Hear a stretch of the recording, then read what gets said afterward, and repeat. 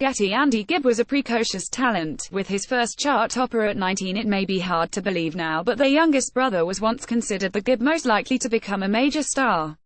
Andy was deemed to be so talented that he was dissuaded from joining the Bee Gees on the grounds that he had what it took to make it on his own. And for a brief period in the late 1970s and early 1980s it looked as if the advice was good.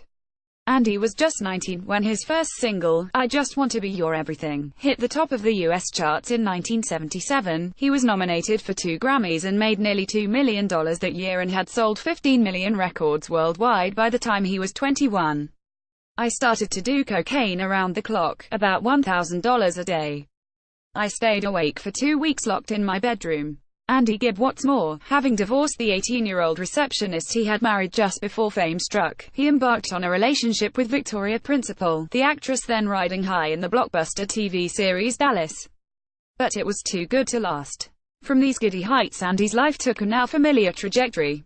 His dabbling in cocaine became a full-fledged drug addiction. His celebrity girlfriend gave him an ultimatum, the narcotics are me, and ditched him when he failed to get help. Getty. Andy Gibb and girlfriend actress Victoria Principal posed for a portrait in 1981. Anguished by her rejection, his drug use spiraled, the hits stopped coming, and by 1987 he had been declared bankrupt. While he did eventually go into rehab, the damage had been done.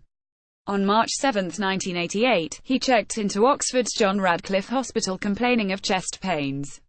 On March 10, at 8:30 a.m., his doctor walked in and told Andy that more tests were needed. Fine, said the patient, but a few moments later he slumped into unconsciousness and within a few minutes his heart failed and he was dead.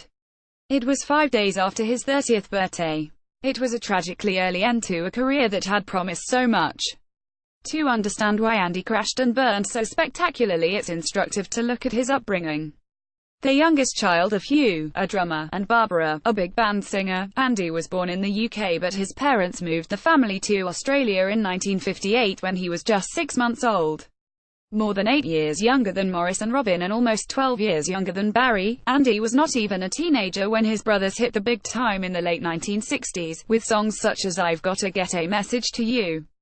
Getty. Andy Gibb and Olivia Newton-John rehearsed for the Music for UNICEF concert, a gift of song on the back of the Bee Gees' success. The Gibbs decamped to the party island of Ibiza and the young Andy would be ferried to school and back by Rolls-Royce, much to the chagrin of his classmates. Barry gave him a guitar and, bored with school, Andy quit the education system forever at the age of 13 to play in a local bar. He later said, everybody said I'd regret leaving school so young, but there was nothing else I would rather have done. That said, he had always assumed he would become the 4th Bee Gee, but his voice was so appealing that in 1975 at the age of 17 his family urged him to strike out on his own down under. After one hit in Australia he was signed up by his brother's manager Robert Stigwood, and Barry and Maurice each produced an album for him in the Miami disco style of their soundtrack to Saturday Night Fever. From the moment Andy exploded onto the world stage he was called the Baby Bee Gee, and the truth is that he was always in awe of his older brothers and doubted his own talent. I feel I've done very little, he once said. I know I've been lucky and wouldn't have got as far as I have so quickly if it hadn't been for my family. Getty. Bee Gees performing at the Music for UNICEF concert at the United Nations General Assembly in 1979. By now he was married to his teenage sweetheart Kim Reeder and they had moved into an apartment in West Hollywood. But it wasn't long before a drug nicknamed Charlie became the third person in their marriage.